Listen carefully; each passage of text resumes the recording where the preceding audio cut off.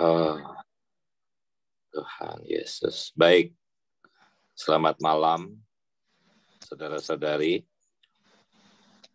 Jadi kita akan melihat malam hari ini tentang perbedaan kerajaan Allah dan kerajaan surga. Saya berharap ini bukan hanya menjadi pengetahuan, tetapi menjadi satu firman yang hidup, ya, dan bisa memberi kita beban untuk khususnya nanti kita akan melihat pembangunan gereja, ya. Hasrat hati Allah, tubuh Kristus, gerejanya. Karena perbedaan judul malam hari ini tuh sangat erat kaitannya dengan gereja. Ya, semoga nanti saudara-saudara yang menjadi co-host boleh bantu mic-nya agar bisa di-mute saja ya yang lainnya. Amin. Baik, saudara-saudari, sebelum kita melihat perbedaan kerajaan Allah dengan kerajaan surga, saya ingin kita melihat dulu perbedaan diselamatkan dan masuk kerajaan surga. Karena umumnya ya banyak sekali orang Kristen yang merasa atau menganggap bahwa setelah diselamatkan tinggal tunggu sisa umur, maka akan masuk surga atau kerajaan surga. Nah, malam hari ini, sebelum kita melihat perbedaan kerajaan Allah dan kerajaan surga, kita lihat dulu perbedaan diselamatkan dan masuk kerajaan surga. Ya, pertama, saudara-saudari, poin A, keselamatan itu tidak sukar ya kita dapatkan. Karena itu sifatnya cuma-cuma, kasih karunia. Ya, bagian ini saya bisa lalui dengan cepat. Saya baca satu. Oleh kasih karunia telah dibenarkan. Ya, dibenarkan di sini itu diampuni atau sering disebut diselamatkan. Ya. Itu dengan cuma-cuma karena penebusan dalam Kristus. Ya, jadi keselamatan itu tidak sukar, kita terima dengan cuma-cuma. Ayat yang kedua, karena kasih karunia kamu diselamatkan oleh iman. Itu bukan hasil usahamu, tetapi pemberian Allah. Itu bukan hasil pekerjaanmu, jangan ada orang yang memegahkan diri. Jadi diselamatkan itu bukan usaha kita, ya, itu pemberian cuma-cuma. Ayat yang ketiga, jika kamu mengaku dengan mulutmu bahwa Yesus adalah Tuhan dan percaya dalam hatimu bahwa Allah telah membangkitkan dia dari antara orang mati, maka kamu akan diselamatkan. Jadi inilah keselamatan, ya. Keselamatan atau diselamatkan itu tidak sukar. Nah, perbedaannya apa dengan masuk ke dalam kerajaan surga? Kita lihat ya.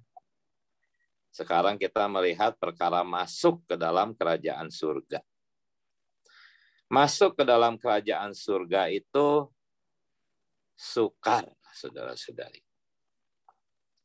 Tidak seperti ayat-ayat yang tadi kita baca, mudah, diselamatkan cukup mulut mengaku, hati percaya, selamat. Tetapi masuk kerajaan surga itu sukar, saudara-saudari. Ya, poin 1 ya. Tuhan berkata sukar sekali bagi seorang kaya untuk masuk ke dalam kerajaan surga. Ayat yang kedua, siapa saja yang berseru kepada nama Tuhan akan diselamatkan. Ya, saya sisipkan ayat ini. Keselamatan itu mudah. Cukup berseru, oh Tuhan Yesus, menerima Dia, percaya bahwa Dia adalah Tuhan dan Juru Selamat, maka akan diselamatkan. Tetapi ayat berikutnya berkata, bukan setiap orang yang berseru kepadaku Tuhan, Tuhan akan masuk ke dalam kerajaan surga. Ya. Jadi 2 ayat ini saya sandingkan, berseru itu pasti selamat, tetapi untuk masuk ke dalam kerajaan surga tidak cukup berseru nama Tuhan. Melainkan Dia yang melakukan kehendak Bapa-Ku. Amin. Ya. Nah, jadi masuk ke dalam kerajaan surga itu tidak sama dengan diselamatkan ya. Sangat kontras ayat-ayatnya. Yang satu begitu mudah, tetapi masuk surga begitu sukar. Ayat yang ketiga, orang yang miskin di hadapan Allah, merekalah yang punya kerajaan surga. Amin. Ya, tidak cukup percaya. Yang keempat, berbahagialah orang yang dianiaya. Wah, ini tidak mudah ya mengalami penganiayaan. Oleh sebab kebenaran. Dianiaya oleh sebab kebenaran. Karena merekalah yang mempunyai kerajaan surga. Jadi, saudara-saudari bisa membandingkan ya ayat-ayat tentang diselamatkan dan masuk kerajaan surga itu begitu kontras, berbeda ya. Jadi semoga terkesan ya bahwa ketika seseorang diselamatkan, ya belum tentu dia bisa masuk ke dalam kerajaan surga. Apakah ini keselamatannya bisa hilang? Bukan itu maksudnya ya. Saya pernah membahas bahwa keselamatan itu bersifat kekal. Ya.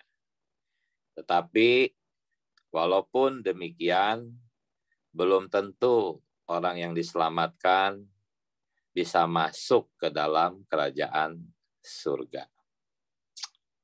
Baik, kita lanjutkan. Kalau ini saya ingin membahas tentang kondisi kebanyakan orang Kristen itu sama dengan yang dicatat di sini. Ya. Ini saya mengulang lagi ayat yang tadi, Tuhan katakan bahwa sukar, ya poin C ini, sukar sekali bagi orang kaya untuk masuk ke dalam kerajaan surga. Poin yang nomor 1. Setelah mendengar perkataan Yesus bahwa orang kaya sukar masuk ke dalam kerajaan surga, maka reaksi murid-murid Tuhan sangat gemparlah mereka. Dan berkata, jika demikian, siapakah yang dapat diselamatkan? Poin 2. Yesus sedang berbicara tentang masuk ke dalam kerajaan surga. Ya. Di ayat 23. Tetapi pikiran murid-muridnya itu hanya dipenuhi dengan perkara keselamatan. Mereka tidak tahu perbedaannya. Mereka menyangka apa yang Tuhan katakan tentang masuk ke dalam kerajaan surga itu adalah perkara keselamatan. Ya, saya baca kalimat berikutnya. Demikian juga hari ini. Ya, jika kita sedang memberitakan tentang betapa ketatnya masuk ke dalam kerajaan surga, maka pikiran kebanyakan orang Kristen itu hanya diduduki oleh perkara keselamatan. Sama hari ini kalau kita memberitakan ya perkara betapa sulitnya masuk ke dalam kerajaan surga, ya beberapa orang mungkin ya menentang dengan berkata bahwa keselamatan itu anugerah. Jadi banyak sekali yang seperti ini ya, tidak membedakan keselamatan dan masuk ke dalam kerajaan surga. Poin 3, ya kebanyakan orang Kristen hanya mengetahui perihal keselamatan. Mereka menyamakan keselamatan dengan masuk kerajaan surga. Padahal keduanya adalah dua hal yang berbeda. Ya. Nah, ini masih tentang keselamatan ya, saudara-saudari. Jadi keselamatan itu apa? Kalau begitu. Ya. Di sini dikatakan poin 2 Romawi, jaminan keselamatan adalah untuk masuk Firdaus. Ya. Jadi ketika orang percaya, maka dia telah dijamin pasti masuk Firdaus. Ya. Itu murni benar-benar kasih karunia. Tetapi jaminan keselamatan itu bukan untuk masuk ke dalam kerajaan surga. Ya, kita harus masuk lebih dalam agar bisa memahami kalimat ini ya. Cuman sebelumnya saya ingin membacakan ayat-ayat jaminan masuk ke dalam Firdaus. Ini poin A, ini ayat di mana Tuhan Yesus berkata kepada penjahat di sampingnya yang sebentar lagi akan mati. Ya. Dia belum pernah mungkin berbuat kebajikan, seumur hidupnya mungkin dia penuh dengan kejahatan. Kejahatan yang begitu dahsyat sehingga hukumannya disalib. Itu udah penjahat kelas kakap. Ya. Tetapi walaupun demikian, ketika dia percaya, Tuhan menjamin dia masuk ke dalam Firdaus. Dikatakan, aku berkata kepadamu, sesungguhnya hari ini juga engkau akan ada bersama-sama dengan aku di dalam Firdaus. Dijamin ya, walaupun tidak ada perbuatan. Nah, mengenai Firdaus ini, ya, mungkin ada yang menyangka posisi Firdaus itu adanya di langit. Namun kalau kita membaca Matius 12 ayat 40 ya, ayat di bawahnya kita bisa tahu posisi Firdaus ada di mana ya. Sebab seperti Yunus tinggal di dalam perut ikan selama 3 hari 3 malam. Demikian juga anak manusia akan tinggal di mana? Di dalam rahim bumi. 3 hari, 3 malam. Yesus tidak pergi kemana-mana lagi ya. Ketika dia mati, dikubur, ya, hari ketiga dia bangkit. 3 hari, 3 malam dia dikubur. Dan bangkit. Jadi dia tidak pergi ke langit. Dia berkata, bahwa dia ada di rahim bumi 3 hari 3 malam. Artinya apa? Artinya penjahat yang di samping Tuhan. Yang Tuhan katakan dia akan bersama-sama dengan Tuhan hari itu juga. Ya dibawanya ke rahim bumi. Artinya tempat penjahat itu akan dibawa, yaitu Firdaus, itu adalah tempat yang sama dengan tempat Yesus 3 hari 3 malam. Dan Matius 12 ayat 40 mengatakan bahwa dia ada di rahim bumi selama itu.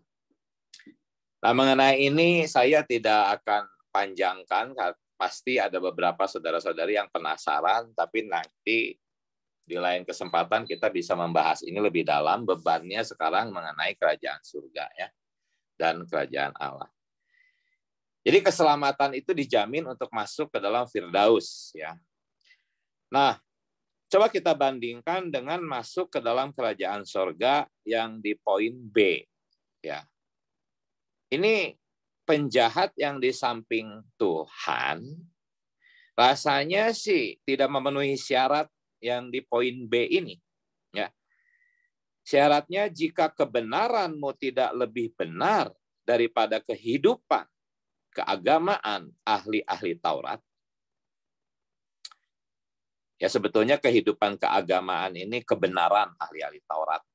Jadi jikalau kebenaranmu tidak lebih benar daripada kebenaran ahli-ahli Taurat dan orang-orang Farisi, sesungguhnya kamu tidak akan masuk ke dalam kerajaan surga. Penjahat yang di samping Tuhan tidak memiliki kebenaran itu. Ahli-ahli Taurat dan orang-orang Farisi, mereka itu sungguh bermoral, saudara-saudari. Moral mereka tuh tinggi, ya. Tidak seperti penjahat itu yang jahat. Mereka itu baik-baik, sungguh baik. Ya, jadi perilaku mereka tuh memang bermoral sekali ya. Namanya juga agamawan. Tetapi kalau tidak lebih baik daripada mereka, tidak bisa masuk ke dalam kerajaan surga. Sudah pasti ini penjahat yang di samping Tuhan itu tidak dapat masuk ke dalam kerajaan surga ya. Karena tidak memenuhi syarat pasti. Nah, saudara-saudari, ya, semua orang yang percaya hari ini ada di Firdaus, termasuk Paulus, termasuk Abraham. Enggak ada videonya kan? Ya. Termasuk Paulus, termasuk Abraham, Daud, ya semua orang-orang rohani, tokoh-tokoh Alkitab, para pemenang, ya termasuk penjahat itu yang selamatnya ketika mau meninggal, semua ada di Firdaus. Ya. Tetapi Firdaus itu semacam ruang tunggu, ya, ruangan untuk menunggu lah ya. Sementara menunggu kedatangan Tuhan. Nah, poin C dikatakan, ini Paulus yang berkata bahwa sebab kita semua, artinya termasuk Paulus juga, ya, harus menghadap tahta pengadilan Kristus, supaya setiap orang memperoleh apa yang patut diterimanya, sesuai dengan yang dilakukannya di dalam hidupnya ini, baik ataupun jahat. Nah, coba bayangkan penjahat itu, ya, dia belum memiliki kebaikan apapun dan meninggal, ya, mati. Dan Ibrani mengatakan bahwa orang tuh diberi kesempatan hidup satu kali, mati, lalu dihakimi. Jadi tidak ada kesempatan untuk mengumpulkan perbuatan baik di alam kematian, ya. Sedangkan di sini Paulus mengatakan bahwa kita harus menghadap tahta. Kapan ini terjadi? Yaitu nanti setelah Tuhan datang. Ketika Tuhan datang kembali, semua orang yang ada di Firdaus, ya, itu akan diangkat dan diperhadapkan kepada pengadilan ini. Jadi Firdaus itu adalah ruang tunggu, lah ya, semacam ruang tunggu, menunggu kedatangan Tuhan untuk menghakimi umatnya. Nah, poin D ini tentang bagaimana pekerjaan kita nanti akan dihakimi atau dinilai atau diuji di tahta pengadilan Kristus ini ya. Poin D saya bacakan. Aku telah meletakkan dasar, tiap-tiap orang harus memperhatikan bagaimana ia membangun di atasnya. Ya, dengan emas, perak, batu permata, atau kayu, rumput, kering, atau jerami.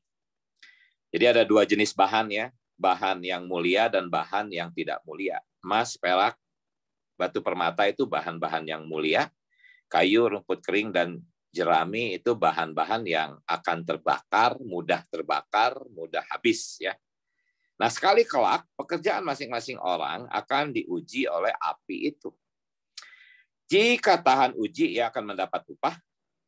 Jika pekerjaannya terbakar, ia akan menderita kerugian. Ya, menderita kerugian ini bukan masuk neraka kekal, karena kalimat selanjutnya berkata, tetapi ia sendiri akan diselamatkan. Seperti dari dalam api. Jadi kalau pekerjaan kita seperti si penjahat yang di samping Tuhan itu, saya yakin dia tidak menghasilkan pekerjaan yang dari emas, permata, perak, ini simbolik ya. Bukan sungguhan terbuat dari emas, perak, dan permata, tetapi simbolik. Penjahat itu pasti tidak punyalah pekerjaan semasa hidupnya yang bisa tahan uji. Nah, kalau pekerjaan tidak tahan uji, artinya akan menderita kerugian. Nah, menderita kerugian di sini, saudara-saudari, ini ada hubungannya dengan kerajaan surga yang sedang kita bahas pada malam hari ini. Mungkin kita sudah bisa menebak ya, bahwa jikalau kita gagal diuji di sini, kita tidak bisa masuk ke dalam kerajaan surga. Nah, pertanyaannya, apa sih kerajaan surga itu? Inilah yang harus kita fokus, kita perhatikan, kita pahami, kita harus jelas apa sih kerajaan surga itu. Karena beberapa orang atau kebanyakan orang Kristen begitu mendengar kerajaan surga, itu mereka langsung memikirkan tentang langit tingkat ketiga ya. Di langit pemikiran kebanyakan orang Kristen. Benarkah kerajaan surga di langit? Nah, kita harus periksa ini ya. Sampai di sini saya sudah membagikan mengenai perbedaan keselamatan dengan masuk kerajaan surga. Kalau saudara-saudari ada pertanyaan, tolong ditanyakan di kolom chatting ya. Nanti kita akan bacakan pertanyaannya. Amin. Nah, saudara-saudari, sekarang kita masuk nih ke perbedaan kerajaan Allah dengan kerajaan surga. Baik. Poin A. Di zaman Yohanes Pembaptis, hingga pada saat Tuhan mulai ministrinya, kerajaan surga masih belum datang. Tetapi kerajaan Allah sudah ada. Kita akan memeriksa ayat-ayatnya ya. Ayat-ayat di bawah ini memperlihatkan bahwa zaman Yohanes Pembaptis, bahkan zaman Tuhan Yesus memulai ministrinya, itu kerajaan surga belum datang. Tetapi kerajaan Allah itu sudah ada. Ya, poin 1 dikatakan bahwa pada waktu itu tampillah Yohanes Pembaptis di padang gurun Yudea dan memberitakan, bertobatlah sebab kerajaan surga sudah dekat. Sudah dekat itu berarti belum tiba, hanya hampir tiba. Poin A dan poin B ini juga adalah perkataan yang sama, hanya keluar dari mulut Tuhan Yesus sendiri. Ya. Sejak waktu itulah Yesus sendiri memberitakan, bertobatlah sebab kerajaan surga sudah dekat. Ya. Belum tiba, hanya sudah dekat. Poin B, ke-12 murid itu diutus oleh Yesus dan ia berpesan, pergilah dan beritakanlah kerajaan surga sudah dekat. Jadi kita lihat ya jelas bahwa kerajaan surga belum datang saat itu, tetapi kita melihat poin yang kedua. Ya, ayat yang nomor 2 ini. Di sini memperlihatkan bahwa kerajaan Allah itu sudah ada ketika Tuhan Yesus melaksanakan ministrinya. Ya, ini adalah perkataan Tuhan Yesus kepada bangsa Israel ya.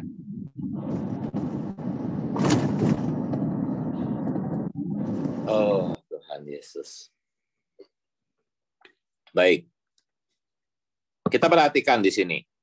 Sebab itu aku berkata kepadamu.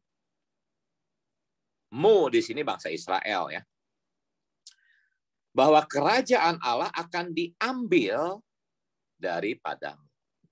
Jikalau kerajaan Allah ini diambil dari bangsa Israel, artinya kerajaan Allah itu sudah ada pada bangsa Israel.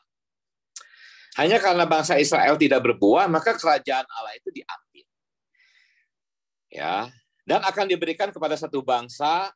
Nanti kita akan lihat bahwa ini adalah gereja ya yang akan menghasilkan buah kerajaan. Jadi dari 4 ayat yang saya baca, semoga saudara-saudari bisa jelas melihat bahwa kerajaan surga itu berbeda dengan kerajaan Allah.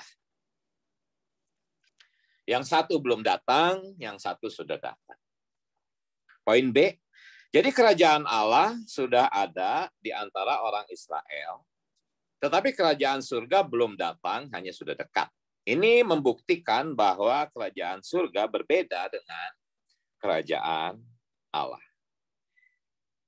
Ya, outline kita cukup panjang malam hari ini, saudara-saudari, jadi saya harus cepat. Ya, amin. Nah, sekarang tadi kita sudah melihat perbedaan ya kerajaan surga dengan kerajaan Allah. Nah, sekarang kita akan melihat perbedaan syarat masuknya. Syarat masuk, syarat untuk memasuki kerajaan Allah itu berbeda dengan syarat untuk memasuki kerajaan surga. Perhatikan ya, poin A.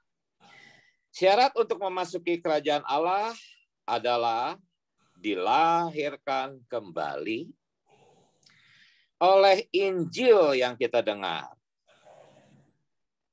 Ini adalah perkara kasih karunia.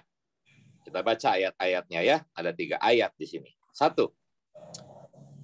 Jika seseorang tidak dilahirkan dari air dan roh, ia tidak dapat masuk ke dalam kerajaan Allah. Roh di sini mengacu kepada firman. Ya, firman yang kukatakan adalah roh. Jadi, dilahirkan dari air dan roh adalah kita mempercayai firman Allah. Firman Allah yang hidup itu masuk ke dalam kita, membuat kita menjadi punya iman, lalu kita dibaptis oleh air. Ya, itu yang dimaksudkan dilahirkan dari air dan roh. Kita mendengarkan firman, lalu firman itu membuat kita beriman, percaya, lalu kita dibaptis. Nah, inilah syarat masuk ke dalam kerajaan Allah. Ya. Tetapi, ya, poin 2-nya di sini meneguhkan bahwa kita tuh dilahirkan kembali itu oleh firman. Ya. Poin 2 dikatakan, kamu telah dilahirkan kembali oleh firman Allah yang hidup. Inilah firman yang disampaikan Injil kepadamu. Jadi ketika kita mendengar firman, kita percaya, kita langsung masuk ke dalam kerajaan Allah. Ya. Ini perkara kasih karunia.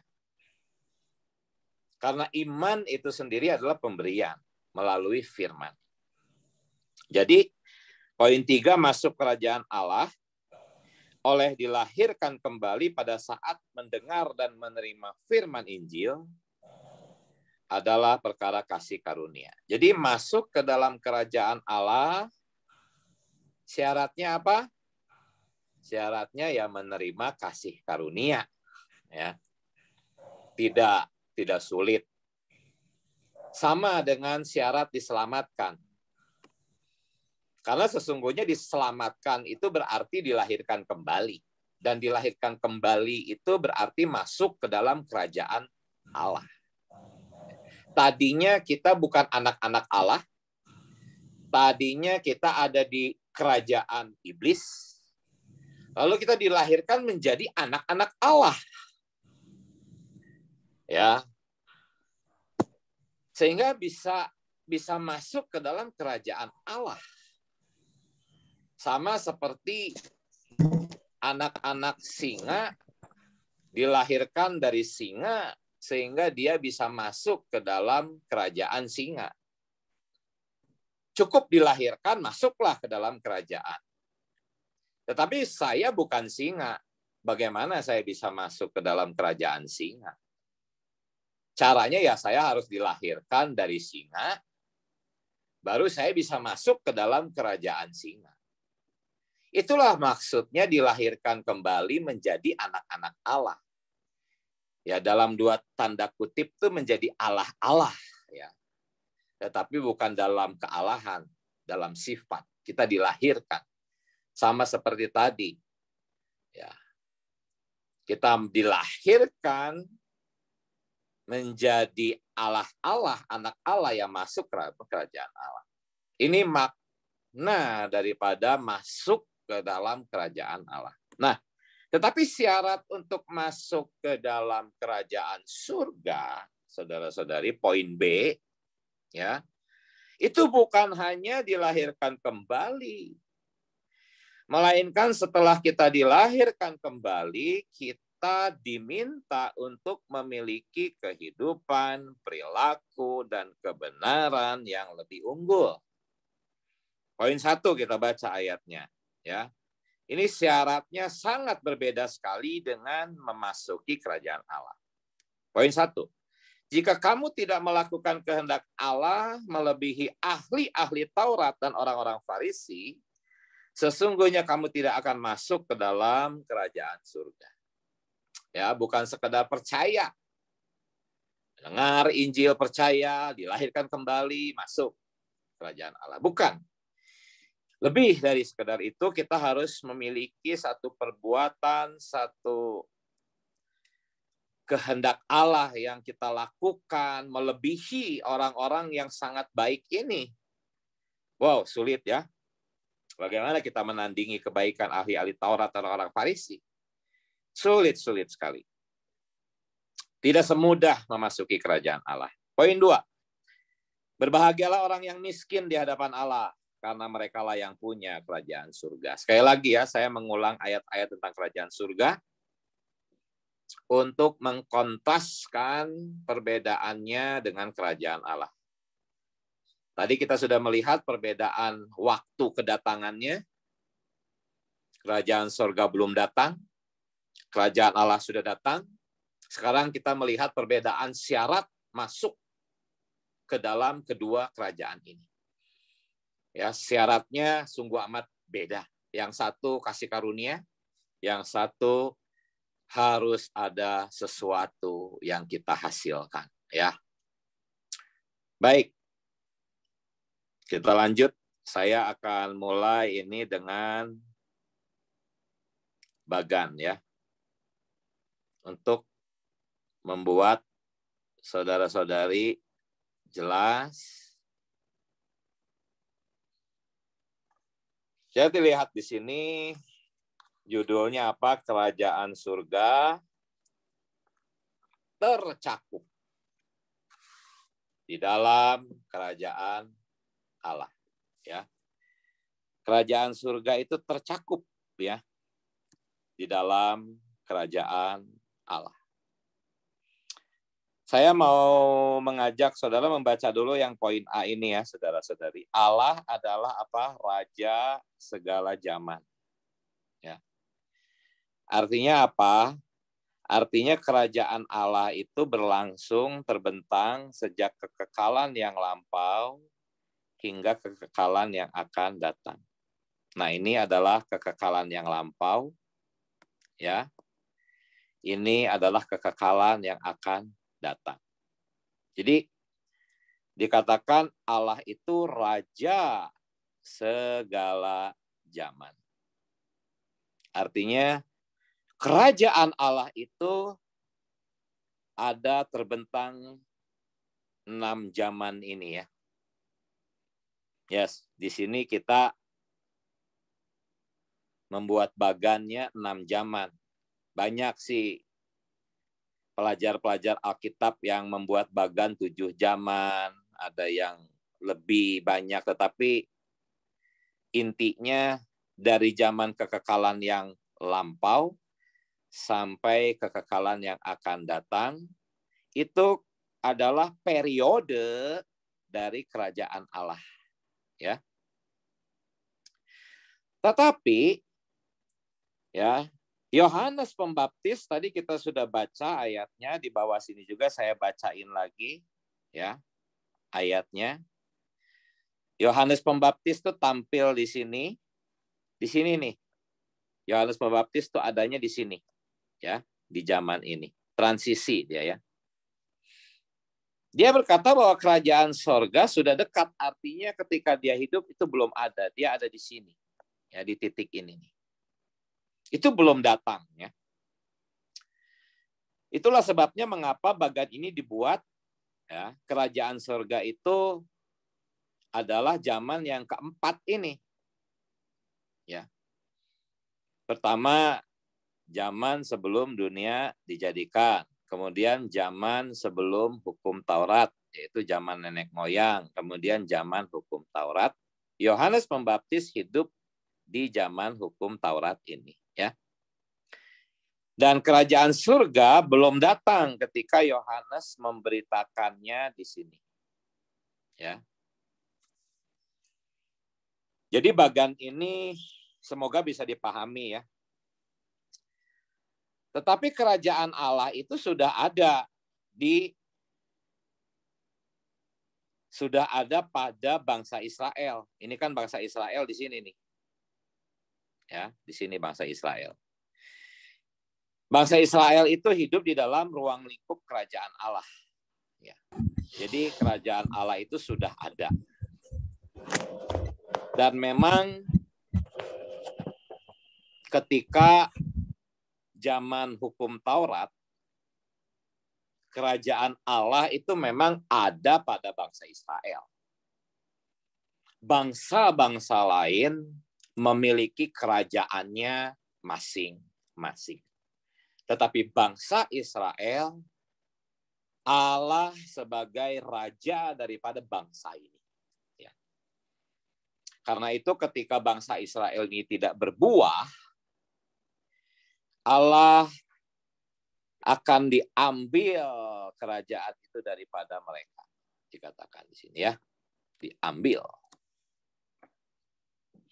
Nah, jadi bagan ini memperlihatkan bahwa kerajaan surga itu hanya 2 zaman ini saja. Tetapi sebelum kita membahas ke zaman kerajaan yang nomor 5, kita harus banyak membahas kerajaan surga yang nomor 4 dulu, ya. Jangan pengen loncat langsung ke zaman milenium ini. Saya ingin kita berfokus kepada kerajaan surga. Di sini dikatakan gereja. nanti kita akan melihat fakta-fakta Alkitabnya. Benarkah gereja adalah kerajaan surga hari ini? Ya, dikatakan bahwa gereja itu adalah realitas daripada kerajaan surga. Ya. Nah, dari bagian ini kita udah mulai dapat informasi ya bahwa kerajaan surga adalah zaman keempat ini. Sebelum zaman kelima. Kita harus melihat ini. Kita harus memasuki kerajaan surga di zaman yang keempat ini. Ya. Baik. Saya akan lanjut. Ya. Oh, Tuhan Yesus, semoga saudara-saudari tetap bisa menyimak ya. Nah, saudara-saudari, judul di Romawi ke-6 ini dikatakan bahwa kerajaan sorga itu bisa disebut sebagai kerajaan Allah. Ya. Jadi kerajaan surga itu bisa disebut sebagai kerajaan Allah. Kenapa bisa? Ya. Coba saya balik lagi ke sini. Ya. Ini kan kerajaan surga ya. Dua zaman ini. Kenapa kerajaan surga bisa dan boleh disebut kerajaan Allah? Karena dua zaman ini tercakup ke dalam kerajaan Allah. Ya. Jadi kerajaan surga itu tercakup di dalam kerajaan Allah. Jadi kita bolehlah mengatakan dua zaman ini, zaman keempat dan zaman kelima ini sebagai kerajaan Allah. Karena dua zaman ini tercakup ke dalam kerajaan Allah. Baik. Nah, sekarang ya, judulnya kerajaan Allah itu bisa disebut, kerajaan surga bisa disebut sebagai kerajaan Allah. Tetapi kerajaan Allah itu belum tentu mengacu kepada kerajaan surga. Ya. Kerajaan Allah belum tentu mengacu kepada kerajaan surga. Seperti tadi zaman hukum Taurat, zaman bangsa Israel. Itu tercakup ke dalam kerajaan Allah, tetapi itu bukan kerajaan surga. Ya, semoga saudara-saudari jelas. Poin A. Kerajaan surga adalah istilah yang dipakai secara khusus oleh Matius, ya, untuk menunjukkan bahwa kerajaan surga berbeda dengan kerajaan Allah. Namun karena kerajaan surga tercakup ke dalam kerajaan Allah, maka penulis Injil lainnya ya membicarakan hal-hal yang berkaitan dengan kerajaan surga secara umum, yaitu dengan menggunakan istilah kerajaan Allah. Jadi penulis Injil lainnya selain Matius itu membicarakan hal-hal kerajaan surga. Tetapi istilah yang mereka gunakan itu kerajaan Allah. Ya ini boleh-boleh saja. Karena kerajaan surga tercakup ke dalam kerajaan Allah. Kita lihat ya. Kita apa itu? Ya. Kita lihat contoh-contoh ayatnya ya. Poin B. Tentang pembicaraan yang sama. Ya ini tentang orang kaya yang susah masuk kerajaan. Matius menggunakan istilah kerajaan sorga. Sedangkan Markus menggunakan istilah kerajaan Allah. Padahal dua ayat ini sama. 1, sesungguhnya sukar sekali bagi orang kaya untuk masuk ke dalam kerajaan surga. Ini Matius. Tetapi poin 2, alangkah sukarnya orang kaya masuk ke dalam kerajaan Allah. Jadi kerajaan Allah di sini sebetulnya ya kerajaan surga. Ya. Ini hal-hal tentang kerajaan surga. Kita tadi kan melihat bahwa untuk memasuki kerajaan Allah itu mudah, cukup dilahirkan kembali. Tetapi kok kelihatannya seperti bertentangan ya. Di sini kok susah masuk kerajaan Allah. Tadi katanya masuk kerajaan Allah mudah, cukup percaya. Tetapi kok di sini sukar? Artinya, ya kita bandingkan dengan Matius, yang dimaksud oleh Markus itu adalah kerajaan surga. Kita bandingkan 2 ayat ini. Kita jadi tahu. Ya, ternyata tidak bertentangan. Kerajaan Allah itu ada seluk-beluknya.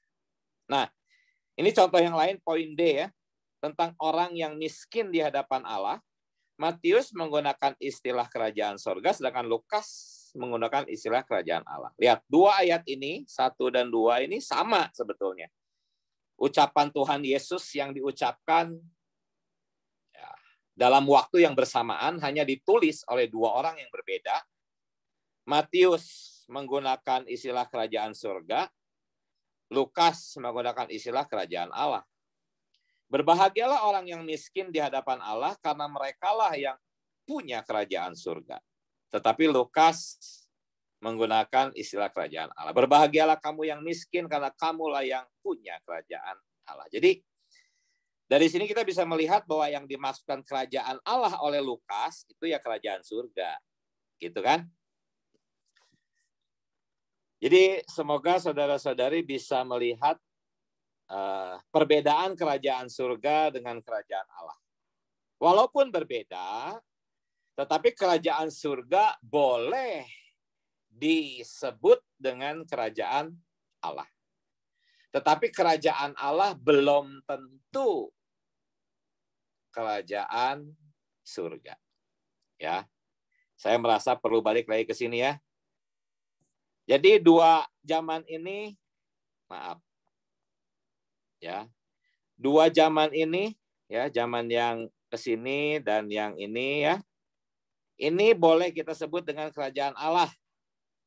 Tetapi zaman yang 1, 2, 3 ini tidak boleh kita sebut dengan kerajaan surga ya. Karena mereka ada di luar ruang lingkup kerajaan surga. Kerajaan surga hanya ada 2 zaman, zaman keempat dan zaman kelima. Amin. Semoga kita jelas. Nah, sekarang saudara-saudari kita masuk lebih lanjut ya. Nah, di sini judulnya perlu sungguh-sungguh berebut. Nah, apa ini berebut? Untuk memasuki kerajaan surga. Saudara-saudari, ingat ya, tadi kan ada 6 lingkaran. Saya gambar di sini aja deh ya. Ya. 1, 2, 3, 4, 5, 6. Kalau kerajaan surga itu hanya yang keempat dan kelima ya. Nah, kita sekarang ada di zaman yang keempat. Sini, kita ada di sini ya. Kita ada di sini. Nah, perlu sungguh-sungguh berebut untuk memasuki kerajaan surga. Yang saya tekankan itu bukan untuk memasuki kerajaan surga yang di zaman kelima ini, bukan. Itu nanti ya. Jangan loncat. Anak SD jangan dulu pikir masuk SMA. Anak SD pikirkanlah dulu masuk SMP itu bagaimana, harus lulus ya. Jangan mau loncat ya. Jadi yang dimaksud perlu sungguh-sungguh ya berebut untuk memasuki kerajaan surga, itu ada yang dimaksud adalah kerajaan surga di zaman keempat, yaitu zaman gereja. Nanti kita lihat bahwa kerajaan surga itu memang zaman gereja, ya. Baik. Nah, poin A. Dalam dua ayat yang membicarakan hal yang sama, ya di bawah ini, dua ayat ini nanti kita akan lihat. Matius menggunakan istilah kerajaan surga, Lukas menggunakan istilah kerajaan Allah. Matius, poin 1. Sejak tampilnya Yohanes Pembaptis, kerajaan surga diperebutkan dengan paksa. Dan orang yang merebutnya mendapatkannya. Diperebutkan di sini itu seperti dalam perlombaan ya, saudara-saudari. Seperti dalam perlombaan merebutnya ya. Hadiahnya itu cuma sedikit, medalinya itu cuma sedikit. Peserta banyak. Jadi harus diperebutkan. Kuotanya nggak banyak untuk memasuki kerajaan surga ini. Jadi harus diperebutkan. Nah, kita lihat yang Lukas sekarang. Ya. Hukum Taurat dan kitab para nabi ya, berlaku sampai pada zaman Yohanes. Dan sejak waktu itu, kerajaan Allah diberitakan dan setiap orang yang berebut memasukinya. Memang kalimatnya sedikit agak berbeda, tetapi sesungguhnya ini tentang satu hal yang sama, yaitu bagaimana memperebutkan ya, tempat di kerajaan surga. Seperti orang berlomba. Poinnya untuk di bagian ini adalah, saudara-saudari, dua ayat di atas ini, poin B, memperlihatkan bahwa kerajaan Allah dalam catatan Lukas mengacu kepada kerajaan surga. Jadi, fokus kita sekarang ingin berfokus kepada Lukas 16 ayat 16. Nanti saya akan membahas Lukas 16 ayat 16 lebih rinci di bawah. Hanya bagian ini saya ingin membuat kerajaan Allah di ayat ini menjadi dipahami sebagai kerajaan surga. Jadi ingat ya, Lukas 16 ayat 16 ini ayat yang sangat penting yang akan kita bahas. Tetapi ingat bahwa kerajaan Allah yang dimaksud oleh Lukas 16 ayat 16 adalah kerajaan surga. Ya, poin C, diselamatkan adalah kasih karunia, tetapi memasuki kerajaan surga perlu berebut dengan sungguh-sungguh. Nah, disinilah saya akan membahas Lukas 16 ayat 16 yang tadi. Jadi judulnya diulang lagi, hanya diganti sekarang dengan kata gereja. Ya. Ingat, gereja ini adalah zaman yang keempat.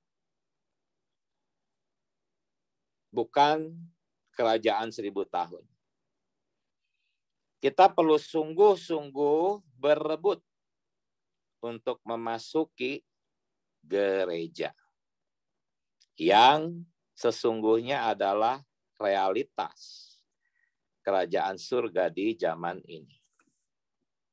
Sampai di sini sih sebetulnya bebannya adalah untuk saudara-saudari yang sudah berada di dalam pemulihan Tuhan, yang sudah sering menikmati berita demi berita, karena selama ini begitu ketika membahas perbedaan kerajaan Allah dan kerajaan surga, dalam pemikiran saudara-saudari di pemulihan Tuhan, itu dipenuhi dengan kerajaan 1000 tahun. Zaman kelima. Ya, zaman kelima itu kerajaan 1000 tahun. Ketika membicarakan perbedaan kerajaan Allah dan kerajaan surga, maka kerajaan surga di dalam pemikiran kebanyakan orang Kristen dalam pemulihan Tuhan itu berfokusnya ke zaman kelima. Tapi malam ini saya justru ingin kita lupakan zaman kerajaan 1000 tahun, itu nanti. Yang ada di hadapan kita ini sekarang adalah zaman keempat ini, zaman gereja. Tadi bagannya jelas ya, zaman keempat sebelum Yohanes Pembaptis, setelah Yohanes Pembaptis adalah zaman gereja.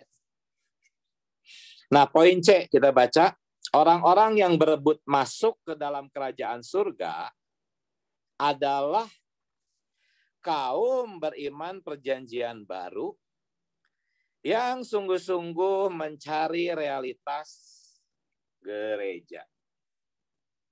Bisa lihat dari mana? Bisa lihatnya dari Lukas 16 ayat 16, saudara-saudari. Ya.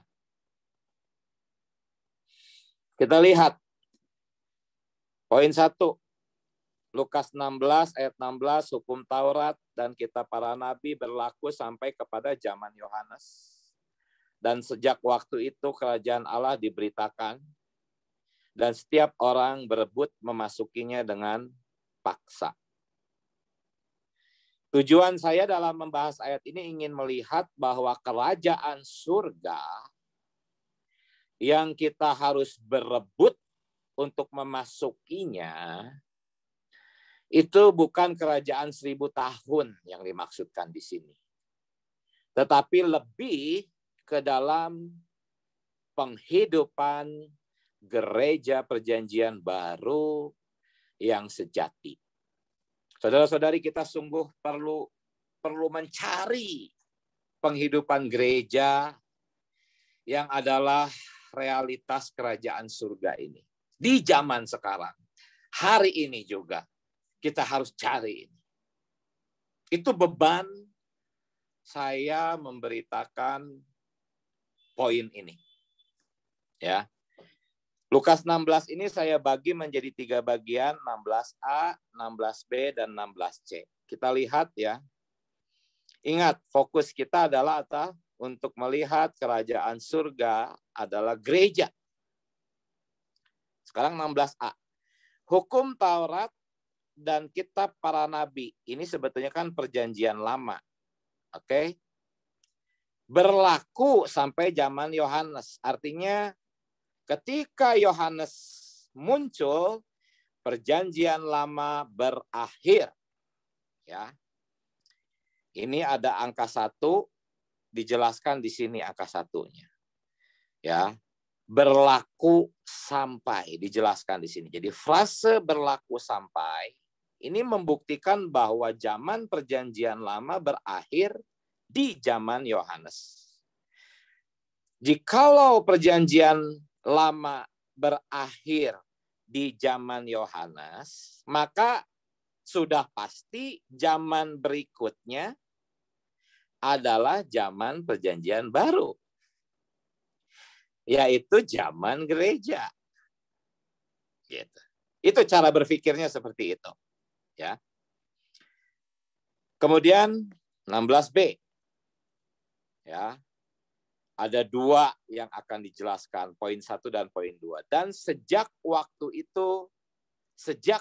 itu artinya apa? Sejak berakhirnya perjanjian lama, kerajaan surga diberitakan. Ya. Ingat, ini catatan Lukas pakai kerajaan Allah ya. Hanya kita sudah tahu tadi bahwa kerajaan Allah menurut catatan Lukas itu sebetulnya kerajaan surga. Nah, poin 1 dijelaskan di sini. Sejak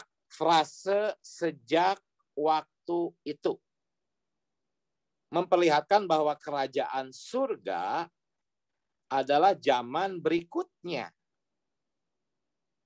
Ya, sejak waktu itu adalah waktu berakhirnya perjanjian lama di 16a itu. Nah, setelah perjanjian lama masuk perjanjian baru. Tetapi di sini tidak dikatakan sejak waktu itu perjanjian baru diberitakan. Tidak dikatakan seperti itu. Tetapi dikatakan sejak waktu itu kerajaan surga diberitakan.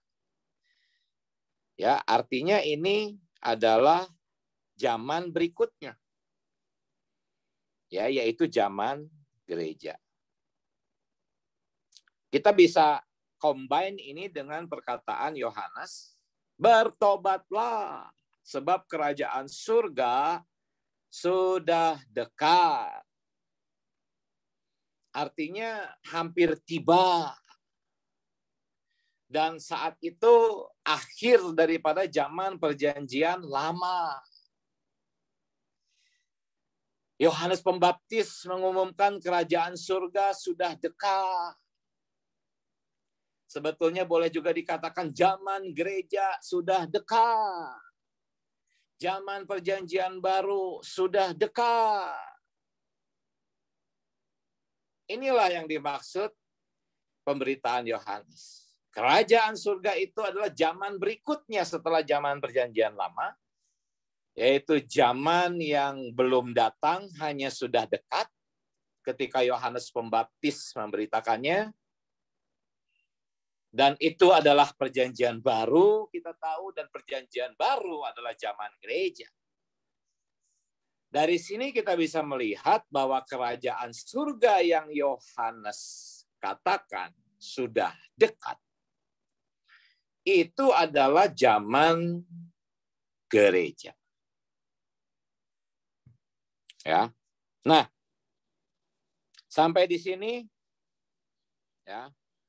Poin 2 ini soal perkataan diberitakan ini adalah mengacu kepada pemberitaan Injil Perjanjian Baru ya. Bukan tentang nanti masuk kerajaan 1000 tahun, itu loncat namanya. Yohanes Pembaptis tidak mungkin menyuruh kita, atau Yesus tidak mungkin menyuruh kita memberitakan sesuatu yang nanti 1000 tahun lagi atau berapa tahun lagi akan tiba. Tidak. Harus tentang zaman ini. Ya. Nah, poin 6C, 16C, dan setiap orang berebut memasukinya. Ingat, di sini adalah zaman, tentang kerajaan surga yang adalah gereja. Jadi poin saya saudara-saudari ini yang terakhir ya. Ini poin saya di sini. Yang satu, orang-orang dalam frase setiap orang berebut memasukinya dengan paksa mengacu kepada orang-orang dalam gereja di zaman perjanjian baru. Ini berarti kerajaan surga adalah realitas gereja yang perlu kita sungguh-sungguh cari. Ya, saya merasa mungkin beberapa saudara-saudari kesulitan menangkap pemberitaan saya yang cukup cepat ini. Ya, untuk itu saya coba jeda dulu sebentar. Ya, kita masih ada waktu sebelum kita masuk ke poin berikutnya.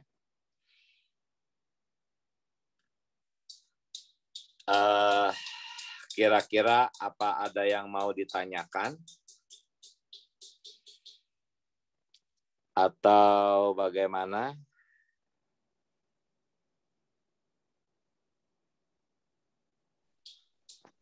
Ada di kolom chat, saudara. Oke. Saya coba baca ya, kolom chatnya ya. Amin.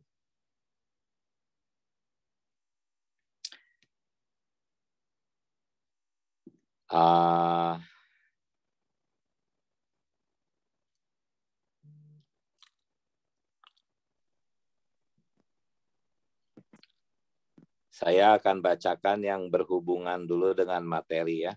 Saudara, saya ingin menanyakan beberapa hal yang ada dalam banyak benak orang Kristen.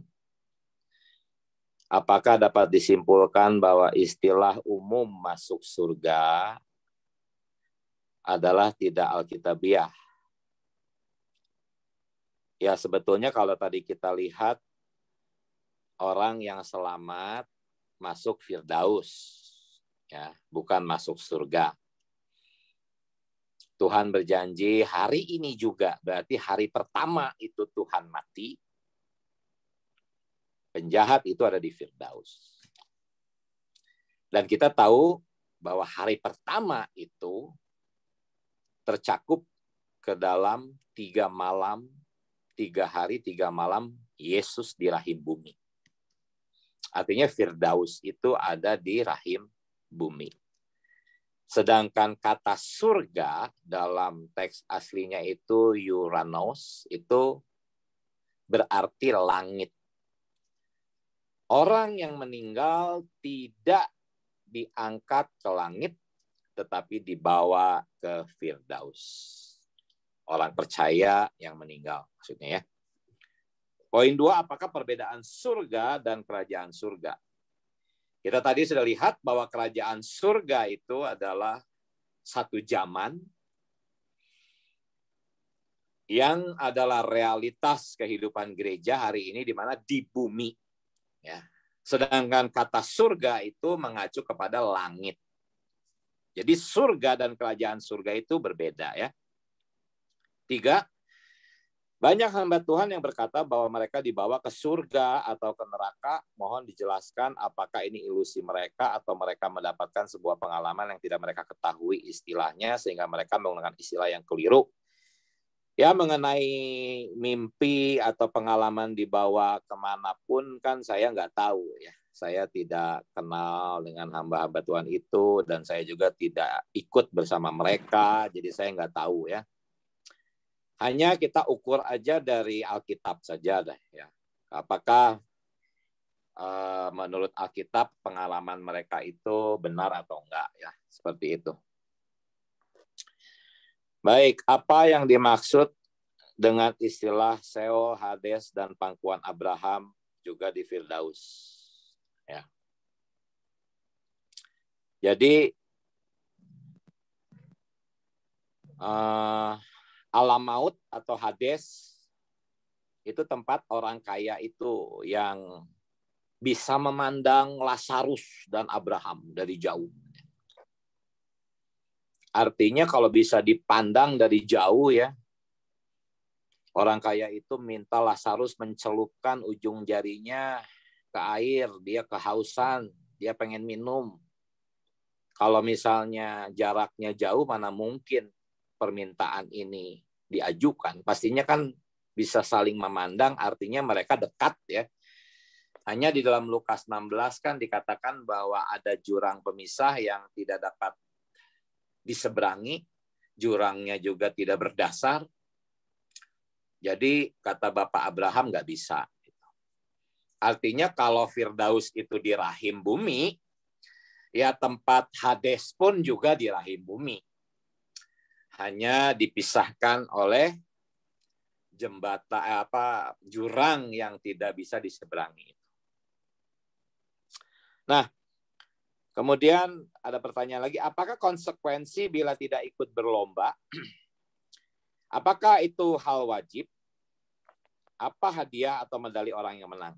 Nah, ini memang pertanyaan ini nanti bisa terjawabnya dengan rekaman YouTube yang pernah kita buat ya. Yang pasti nanti bolehlah dijelaskan sedikit ini di bagan nanti ya. Tetapi kalau mau lengkapnya nanti bisa saya share sidang kita di tahun lalu yang membahas perkara ini. Nanti saya jawab sedikit ya pertanyaan saudara J ini ya. Masih ada nggak saudara-saudari? Amin. Ya, semoga bisa menyimak ya. Saudara-saudari, sampai di sini saya akan meneruskan lagi. Kalau tidak ada lagi yang mau bertanya.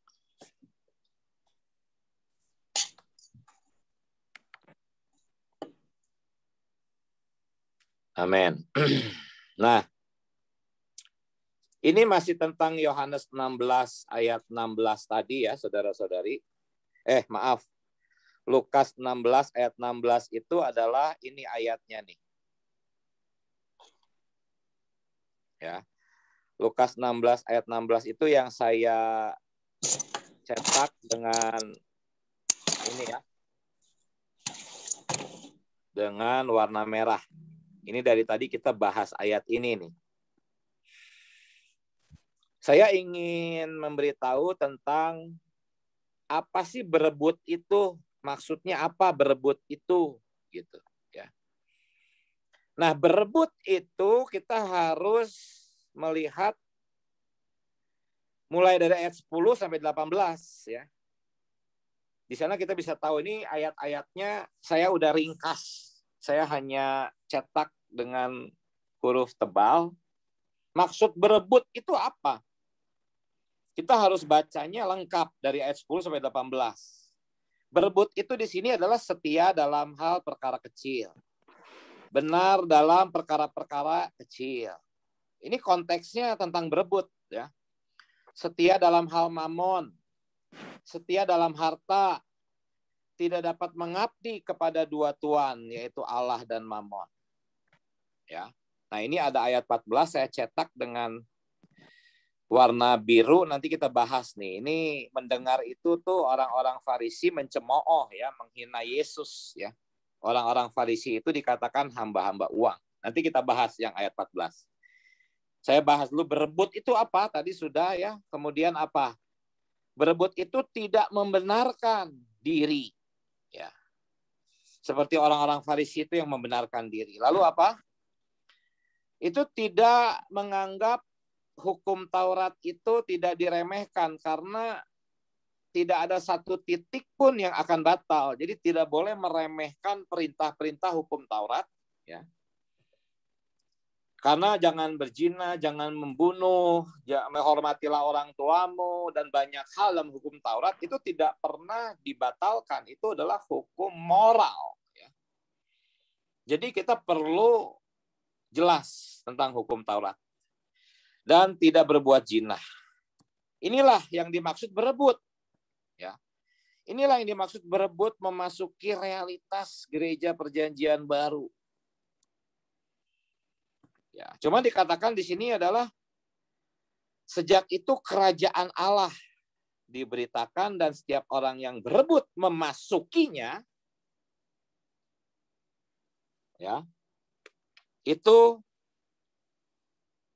dapat mendapatkannya. Jadi berebut memasukinya. Artinya masuk, bisa masuk saat itu juga. Di zaman ini juga.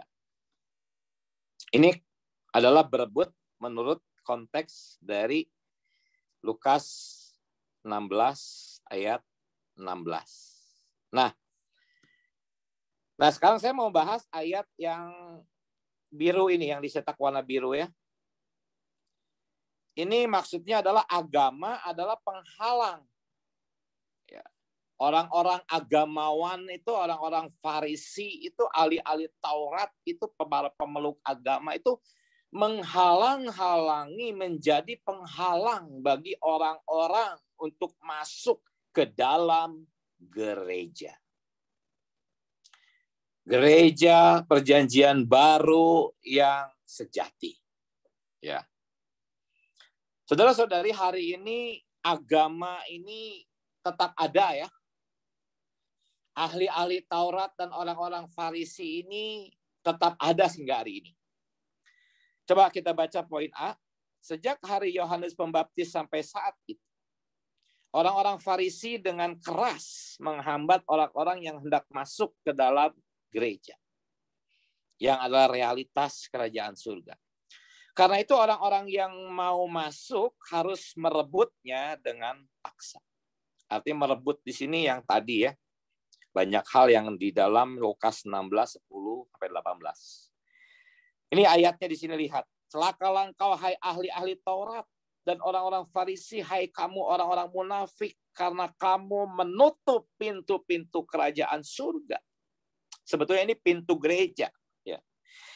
Di depan orang, sebab kamu sendiri tidak masuk dan kamu merintangi mereka yang berusaha untuk masuk. Saudara-saudari, jikalau hati kita murni mencari penghidupan gereja yang sejati, pasti yang akan menentang kita itu bukan orang-orang di agama luar, tetapi dari orang-orang Kristen sendiri. Ingat, ahli Taurat dan orang-orang Farisi itu adalah orang-orang yang memegang Alkitab. Loh, ya. Bukan kitab suci agama lain, tetapi Alkitab yang asli.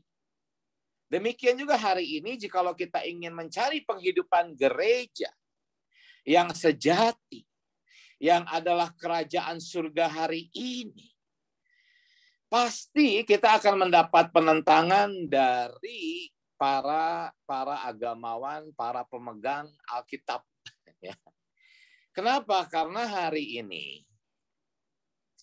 kondisi kekristenan itu telah menjadi satu agama yang mati. Ya, prosedural, ya. Organisasi yang mati.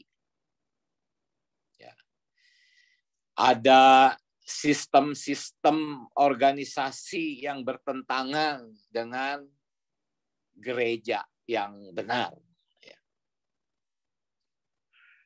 Contohnya banyak sekali pemberitaan firman yang tidak tepat. Pemberitaan firman yang tidak menyuruh orang memikul salib. Pemberitaan firman yang hanya memberitakan hal-hal yang enak-enak. Lalu ada sistem ya, hierarki di mana jemaat biasa terpisah dengan para petinggi-petinggi gereja yang sebetulnya nggak ada namanya petinggi di dalam gereja. Jabatan-jabatan yang lebih tinggi, jabatan-jabatan yang lebih rendah, itu sebetulnya tidak ada di dalam gereja. Matius 23 Tuhan berkata, jangan ada yang dikatakan pemimpin di antara kamu karena kalian semua hanyalah saudara, hanya satu pemimpinmu, yaitu Tuhan. Cuman hari ini ya, kekristenan memang telah menjadi satu agama, dan ketika kita mencari satu penghidupan gereja yang sejati, pasti akan ada penentangan dari orang-orang yang memegang Alkitab, namun jauh dari kebenaran Alkitab.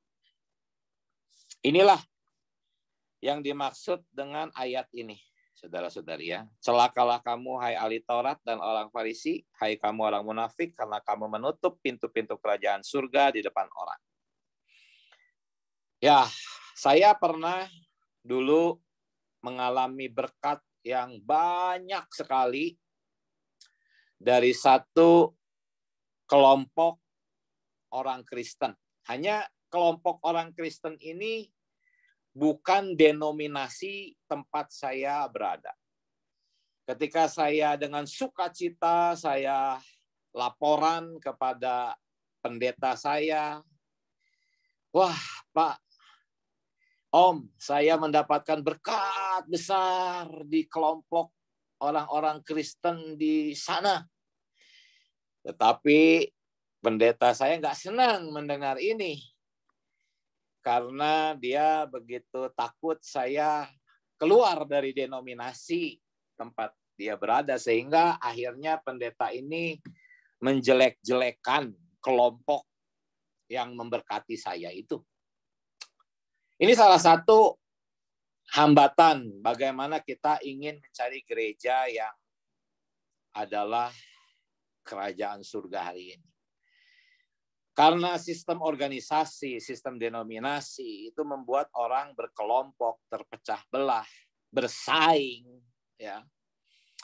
Mereka berebut jemaat dan sebagainya, ya. Sehingga kita yang murni hatinya ingin membangun tubuh Kristus, ingin keluar dari perpecahan, ingin masuk ke dalam tubuh, itu pasti akan mendapatkan penentangan dari orang-orang Farisi hari ini, ya. Jadi saudara-saudara, kita bisa lihat, saya tidak memberitakan kerajaan 1000 tahun, itu nanti, saudara-saudari, ya. Tetapi nanti di ending saya akan sedikit sampaikan mengenai kerajaan 1000 tahun. Amin. Nah,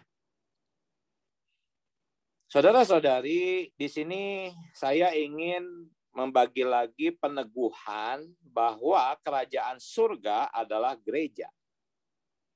Saya mau tambah lagi dasar ayat-ayatnya, ya.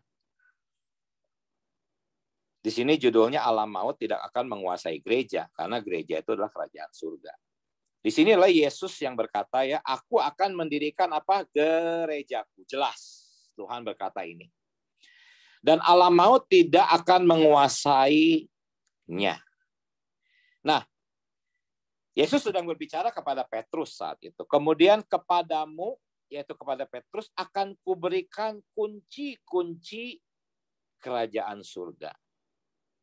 Nah, ini agak aneh. Coba perhatikan. Yesus berkata kepada Petrus, aku akan mendirikan gerejaku. Seharusnya Yesus berkata, kepadamu akan aku berikan kunci gereja. Itu kan seharusnya. Karena yang dimaksudkan kunci di sini itu adalah kunci yang Petrus buka. Di sini nih poin B, ya, kita baca.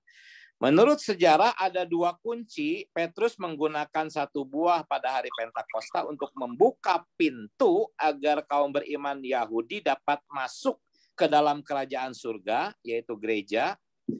Dan dia memakai kunci yang lain di rumah Cornelius untuk membuka pintu agar orang beriman bukan Yahudi dapat masuk ke dalam gereja, yang adalah kerajaan surga. Jadi kunci di sinilah untuk Petrus membuka pintu perdana, membawa orang-orang masuk ke dalam zaman perjanjian baru, zaman gereja. Hanya Tuhan berkata bahwa aku akan mendirikan gerejaku, dan dia berkata kepadamu Petrus, aku akan berikan kunci kerajaan surga, bukan kunci gereja. Apa maksudnya ini? Baca di sini ya. Kerajaan surga di sini digunakan secara bergantian dengan gereja. Jadi sebetulnya istilah kerajaan surga dan gereja sama, hanya digunakan secara bergantian, ya. Ini adalah satu bukti yang kuat bahwa gereja yang sejati adalah kerajaan surga dalam zaman ini.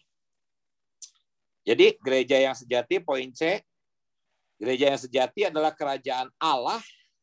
Di sini pakai kerajaan Allah, tapi kita ingat ketika kerajaan Allah keluar di dalam ayat, periksa, ya, ini perkara apa?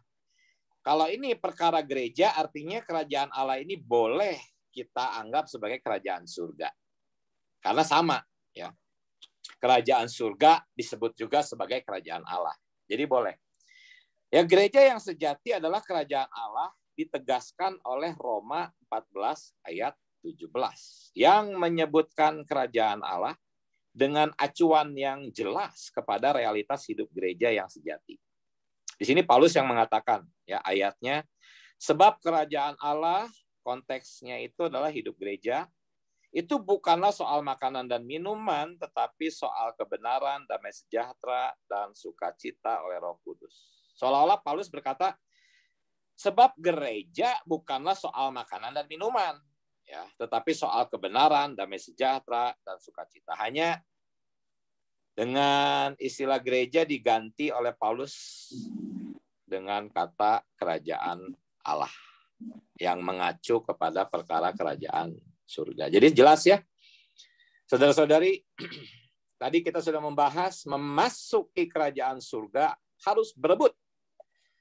Hari ini pun juga jikalau saudara-saudari ingin masuk ke dalam penghidupan gereja perjanjian baru yang sejati, berdoalah kepada Tuhan. Tuhan Yesus, aku mau merebutnya. Kalau saudara kurang ngotot, jangan harap saudara bisa dipimpin memasuki penghidupan gereja yang sejati. Tetapi, jikalau saudara-saudari memasukinya,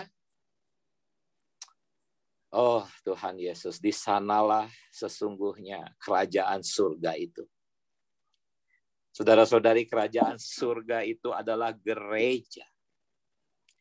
Gereja adalah kerajaan surga hari. Tetapi gereja yang umum dalam kekristenan hari ini telah merosot. Terlalu banyak hal-hal duniawi masuk ke dalam kekristenan. Saya tidak menyebut itu gereja, saya menyebutnya kekristenan. Gereja adalah satu hal. Gereja itu murni, gereja itu mulia. Tetapi kekristenan itu jatuh dan merosot.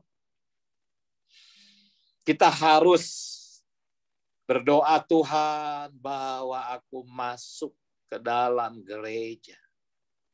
Aku mau merebutnya, Tuhan. Oh, luangkan waktu setengah menit menyeru saudara-saudari masing-masing. Tuhan Yesus, bawa kami masuk ke dalam gereja, ke dalam kerajaan surga hari ini, di bumi ini. Tuhan, bawa kami mencicipi kerajaan surga di bumi hari ini. Tuhan Yesus, biarlah berita ini menjamah kami dan menuntun kami berebut masuk ke dalam kerajaan surga hari ini. Di bumi hari ini. Zaman ini. Amin. Oh Tuhan Yesus. Baik, saudara-saudari. Ya, saya ini baru sekarang mau masuk ke dalam manifestasi kerajaan 1000 tahun sekaligus menjawab pertanyaan saudara J yang tadi ya. Jadi pertanyaannya itu kalau nggak salah itu kalau tidak berebut gimana, kalau gagal gimana ya. Jadi begini saudara-saudari, hari ini kan kita ada di dalam, dulu sebelum kita percaya kita ada di sini nih saudara-saudari, di dunia ya, di sini. Lalu kita percaya, kita masuk ke dalam kerajaan Allah. Ya. Kerajaan surga tuh bukan yang warna biru yang di luar sini. Ini kerajaan surga tuh adanya di lingkaran yang warna putih. Ya.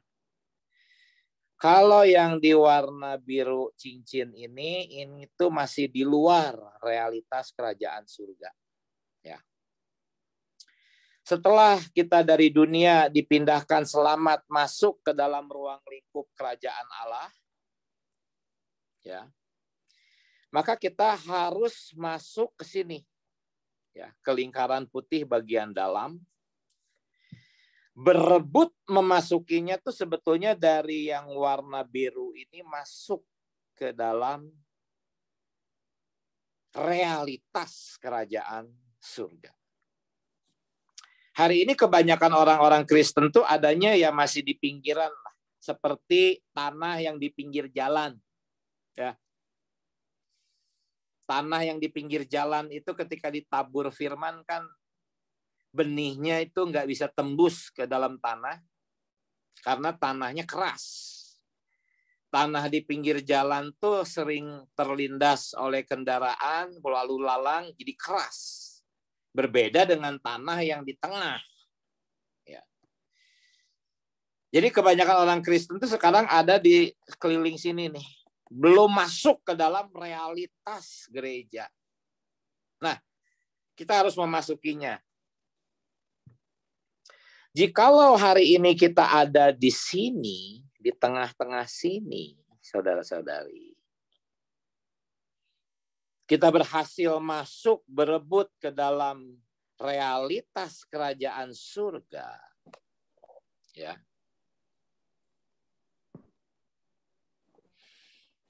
Kita bisa masuk ke sini, saudara-saudari. Maka ketika Tuhan Yesus datang nanti kali kedua, dia datang ada di sini, itu sudah spontan kita pasti masuk di dalam kerajaan 1000 tahun, sudah pasti. Karena kita sudah ada sebetulnya di kerajaan surga. Hanya kita ada di dalam realitasnya. Jadi ketika nanti manifestasinya ini terekspresi, ya udah pasti kita tuh lanjut di sini. Seperti naik kereta api lah. Kita naiknya di Bandung. Kita nggak usah jalan ke Jakarta. Ya kita akan sampai di Jakarta karena kita sudah naik kereta api di Bandung. Jadi naiklah, masuklah ke dalam kerajaan surga di bumi.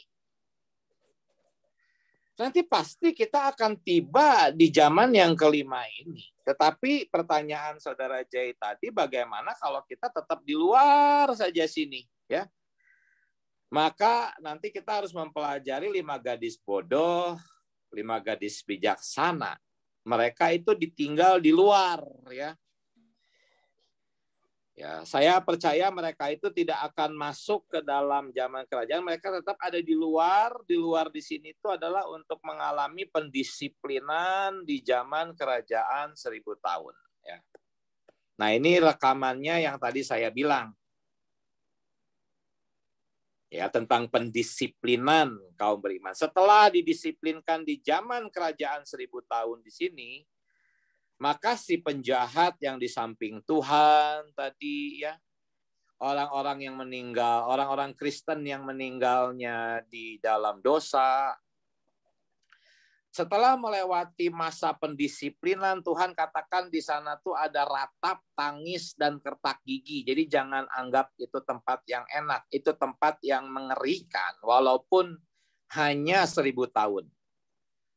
Hanya 1000 tahun itu boleh nggak pakai kata hanya? Oh, panjang sekali, saudara-saudari, ya. Lebih baik kita berebut masuk ke dalam kerajaan surga hari ini. Nah, jikalau nanti setelah melewati zaman kelima ini selesai, maka semua orang Kristen tidak akan kehilangan keselamatan mereka. Mereka semua pasti masuk ke dalam zaman kekekalan yang akan datang. Nanti ini detailnya harus mendengarkan rekaman yang sudah pernah dibuat, ya.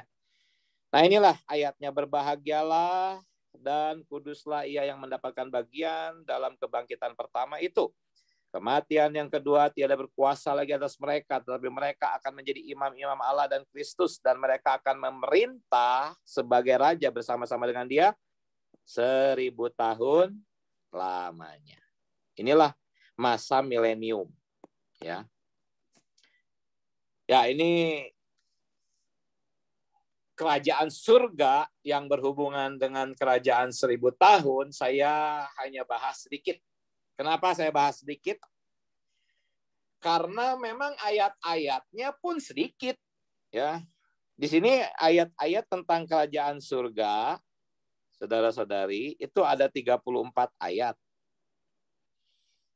Yang membicarakan tentang realitas kerajaan surga hari ini, yaitu zaman gereja, ada 25 ayat. Sementara tentang kerajaan 1000 tahun, itu hanya ada 3 ayat.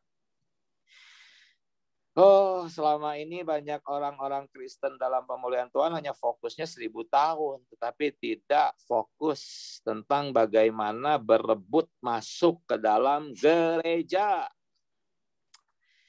Ada banyak saudara-saudari di dalam pemulihan Tuhan bersidang di gereja lokal, mungkin saja belum masuk ke dalam gereja. Nah, ini Ayat-ayatnya saya sudah kumpulkan ya, ada 25 ayat ini yang berhubungan dengan zaman gereja hari ini. Ini semuanya ada kata kerajaan surga semua. Ya. Sementara hanya 2 ayat yang berhubungan dengan keduanya, yaitu dengan kerajaan 1000 tahun dan dengan gereja. Dan ada 4 ayat yang berhubungan dengan kerajaan 1000 tahun. Contohnya ini. Ya, ayat 1 ini tentang kerajaan 1000 tahun. Ya, aku berkata kepadamu, banyak orang akan datang dari timur, barat, duduk makan bersama-sama dengan siapa? Abraham, Ishak, dan Yakub. Tentunya ini bukan di zaman ini, karena Abraham, Ishak, dan Yakub sekarang ada di Firdaus. Ya. Dalam kerajaan surga. Artinya ini kerajaan surga di sini mengacu kepada kerajaan 1000 tahun. Lalu hal kerajaan surga itu seumpama seorang raja yang mengadakan perjamuan kawin. Perjamuan kawin juga ini bukan hari ini, tetapi nanti di zaman 1000 tahun. Lalu bukan setiap orang yang berseru-seru kepadaku, Tuhan, Tuhan akan masuk ke dalam kerajaan surga. Maksudnya masuk ke dalam kerajaan surga nanti di kerajaan 1000 tahun ya. Hanya mereka yang melakukan kehendak Bapa hari ini. Jadi kerajaan surga di ayat ini pun mengacu pada kerajaan 1000 tahun. Yang keempat, hal kerajaan surga itu seumpama pukat. Nah, ini tentang bangsa-bangsa nanti kita bahas ya. Nah, kemudian ada juga Injil kerajaan surga. Banyak orang Kristen tidak pernah mendengar ada Injil kerajaan surga ya. Kebanyakannya hanya taunya Injil kasih karunia ya. Padahal ada Injil tentang kerajaan surga yang seperti sedang saya beritakan malam hari ini. Lalu ada firman tentang kerajaan surga. Ya. Malam hari ini saudara sedang mendengarkan firman tentang kerajaan surga, bukan tentang langit. Ya, jadi saudara-saudari, ayat-ayat yang banyak ini semua berhubungan dengan gereja hari ini. Ya. Nah, saya hanya mau sedikit sampaikan bahwa Yesus berkata kepadamu diberikan karunia untuk mengetahui rahasia kerajaan sorga. Jadi perkara kerajaan sorga itu rahasia, saudara-saudari. Itu sebabnya mengapa banyak orang tidak mengenal perkara ini. Karena ini rahasia ya. Kita perlu merebutnya. Dan ayat-ayat berikutnya yang di bawah itu sudah nanti saya bisa share kalau sudah saya perlu. Saya rasa saya sudah sampai di sini. Ya. Kalau masih ada yang mau bertanya, masih ada waktu 13 menit. Boleh, silahkan. Sebelum jam 9 kita akan akhiri pertemuan kita. Amin.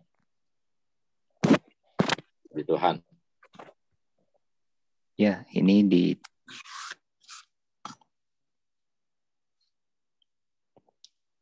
Ya.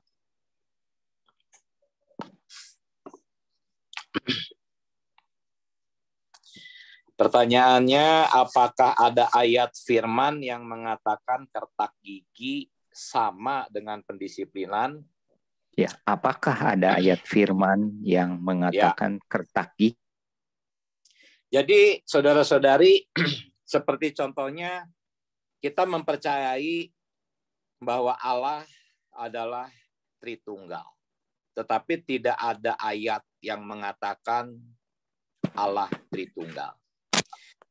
Itu di dalam Alkitab ada perkara Allah Tritunggal, walaupun tidak ada kata Tritunggal di dalam Alkitab. Demikian juga kata pendisiplinan itu tidak ada, tetapi tersirat.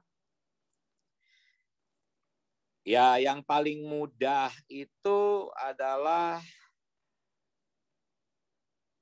1 Korintus pasal 3. Saya coba share ya, screen sekali lagi. Ya, 1 Korintus pasal 3.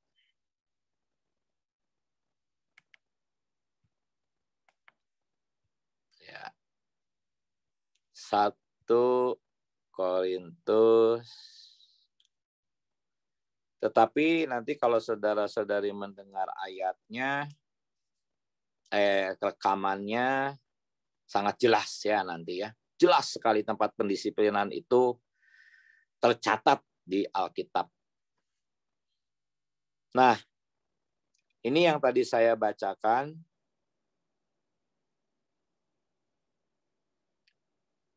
Ayat 12 di sini. Entahkah orang membangun di atas dasar ini dengan emas, perak, batu permata, atau kayu, rumput kering, atau jerami. Sekali kelak pekerjaan masing-masing orang akan tampak karena hari Tuhan akan menyatakannya. Sebab hari itu akan tampak dengan api dan bagaimana pekerjaan masing-masing orang akan diuji oleh api itu. Jika pekerjaannya yang dibangun seseorang tahan uji, ia akan mendapatkan upah. Tetapi jika pekerjaannya terbakar, ia akan menderita kerugian.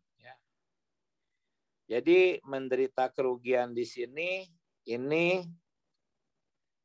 menyiratkan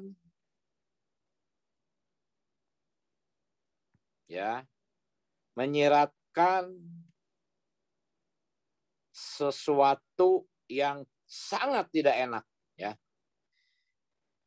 Lalu dikatakan ia sendiri akan diselamatkan.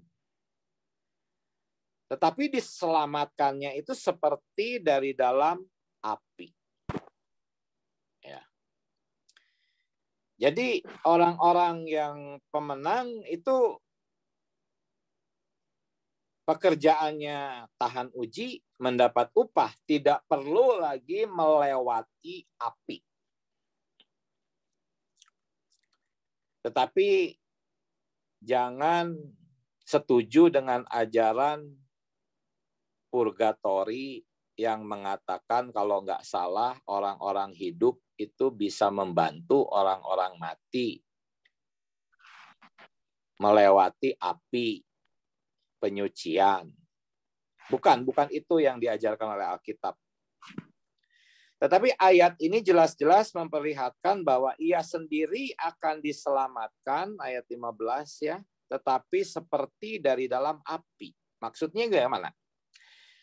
Banyak orang berpikir, wah nanti gosong dong. Bukan gosong. Maksudnya kalau emas itu masih mengandung unsur logam lainnya, emasnya emas muda, ya, belum matang, maka emas ini harus melewati api dahulu. Ketika dia keluar dari api, baru dia murni. Itu yang dimaksud dengan ia sendiri akan diselamatkan, tetapi seperti dari dalam api. Sedangkan orang-orang yang pekerjaannya tahan uji, mendapat upah, tidak perlu lagi harus melewati api untuk masuk ke zaman kekekalan yang akan datang, yang zaman ke-6 tadi ya. Jadi di sini tersirat tentang pendisiplinan, hanya kalau nanti rekamannya itu saudara-saudari dengar, jauh lebih jelas ya. Nanti ada di kitab Markus, ada di beberapa kitab bertebaran ya tentang pendisiplinan. Ya saya rasa begitulah kurang lebih. Amin.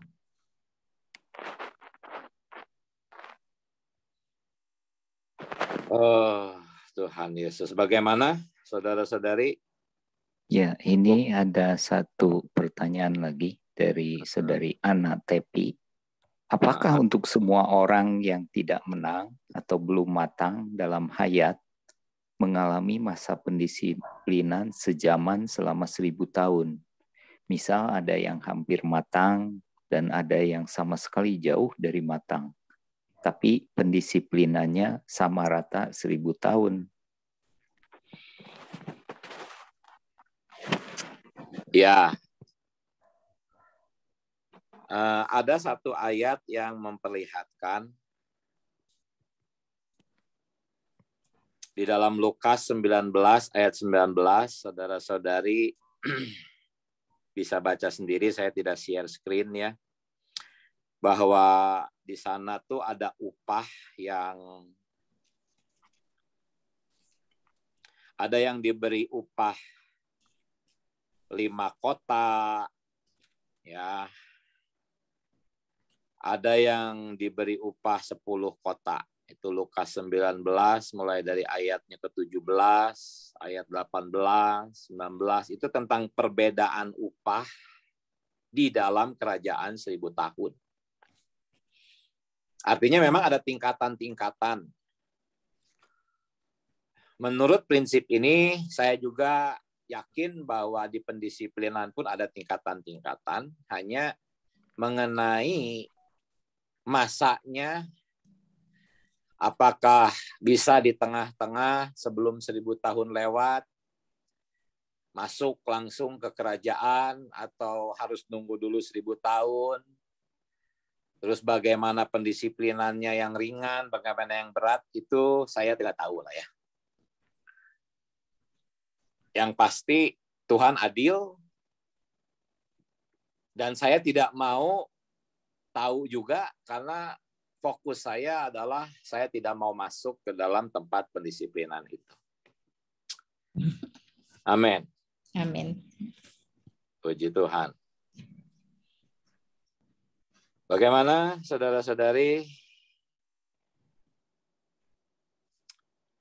Tuhan memberkati kita semua ya hari ini.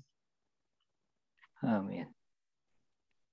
Ya, nanti rekamannya boleh setelah siap kita share, dan saya merasa ini sangat penting untuk saudara-saudari kita yang masih berada di dalam kekristenan. Boleh nanti kita share perkara ini. Ya, terima kasih. Saya rasa kita akan tutup, kita akan akhiri. Saya akan berdoa, saudara-saudari nanti berdoa, amenkan doa saya. Kita sehati di dalam doa. Tuhan Yesus. Amin. Tuhan Yesus, kami cinta padamu. Amin. Amin. Mohon pemberitaan malam hari ini. Amin. Oh, Tuhan boleh mengubah pandangan kami. Amin. Oh, tentang hidup kami di zaman ini. Amin. Tuhan Yesus, selamatkan kami masuk ke dalam gereja. Selamatkan kami dari dunia ini. Bawa kami masuk ke dalam kehidupan gereja. Perjanjian baru yang sejati. Amin. Tuhan beri kami kekuatan untuk kami bisa berebut masuk ke dalam kerajaan Amin. hari ini di bumi. Amin. Tuhan, pemberitaan kami terbatas, tetapi mohon kasih karuniamu, Tuhan, menjangkau kami. Amin. Amin. Amin. Amin. Puji Tuhan, saudara-saudari.